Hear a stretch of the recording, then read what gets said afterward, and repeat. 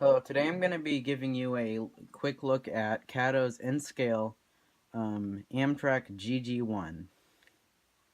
We're going to hop right in, starting off with me reading what Kato has on the back of their box. GG1 Amtrak Black. The GG1 is technically two 460 locomotives, which are known as G locomotives, under one shell, adding up to a 4.6K horsepower behemoth that was staggeringly powerful and fast even by today's standards.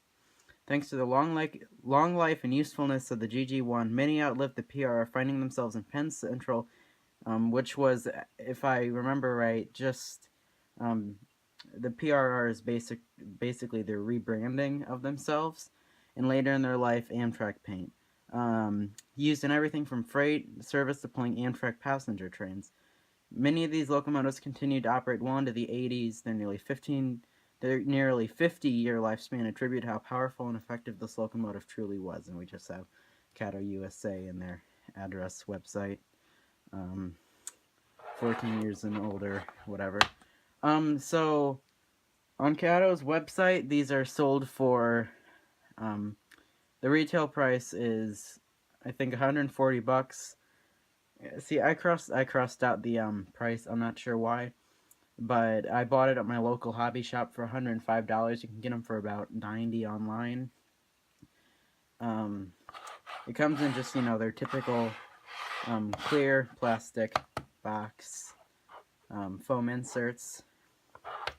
And before we start, just to let you know, I have already taken this out of the box, checked it, tested it, whatnot. So this is not necessarily a first impression. It's just a review to give you guys a look at it. So let's check out the contents of the box. Locomotive, and then we just have the paper insert. There's no. It came with the magnetic trip pins for their auto coupling track, but I have set those off to the side, and I have no intention of using them yet, at least. So let's take a look at the actual locomotive here. It's black, obviously, and Amtrak livery number is row number 931. It is about 6 inches long from coupler to coupler. And as usual, it's, got pretty good detail, but I'll go into that later. I'm not going to try and take off the body on this one since it's relatively new and it's one of the nicer locomotives I own. I can tell you that it has a 5-pole, it probably is a 5-pole motor. It has dual flywheels, directional headlights. You can put a decoder in it, but it's unusually expensive. It's about $70. So right now I just am running it off of typical DC power. As expected, a lot of molded in details, nicely done. These ladders are separately applied. You have to take it off to get to take the shell off. Separately applied grill over the windows. I believe it has 12 drive wheels and 10 pickup wheels and 2 traction tires. The 2 front and back trucks are electrically neutral, as it already has quite a large pickup footprint as is. Nothing else is necessary there. Dual pantographs, they're of course not operating. I don't think they typically are in N-scale. They're good construction, finely detailed. What you'd expect from Kato. That's what they're known for. They're the high-end model train brand. And on spookshow.net, definitely recommend you check it out. The number boards light up, and these little side lights do too. There's light conducting plastic inside, just a small side note. There's not a lot printed on this locomotive, but what is printed is as finely detailed. It looks nice. The trucks are have great detail even where you can't really see, if you can see the hose under there.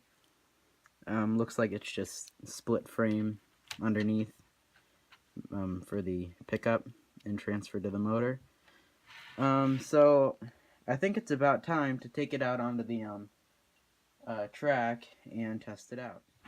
Okay, so now I'm gonna give you a look and some commentary on it running. As I said, I've already tested this out, and spoiler alert, it runs great, and I'll get into the specifics of that soon. So I'm gonna plug my transformer and let's get started. It's got a great slow speed.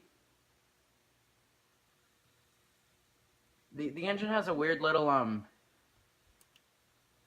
don't really know how to describe it, but it gives off a weird noise, like a sort of metally, scrapey. Not really, but you can probably hear it now.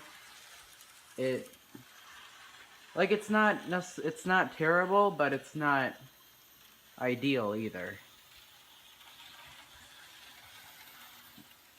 This can handle tight turn radiuses. I read up to, I think, 9.5 inch. I think I have 11.25 inch. I'm not sure. So yeah, I'm gonna put the pantograph up now. I've read that this has a little too high-end top speed to be completely prototypical, but that's common in N-scale. And I'm not going to test that out either, because at about, like 5/8 speed, I know that's a weird fraction, I'm sorry, but yeah, it flopped off the track. That's not typical with N-scale, I don't think. At least I've never had any real problems with that. So, and I'm gonna do a slow pass.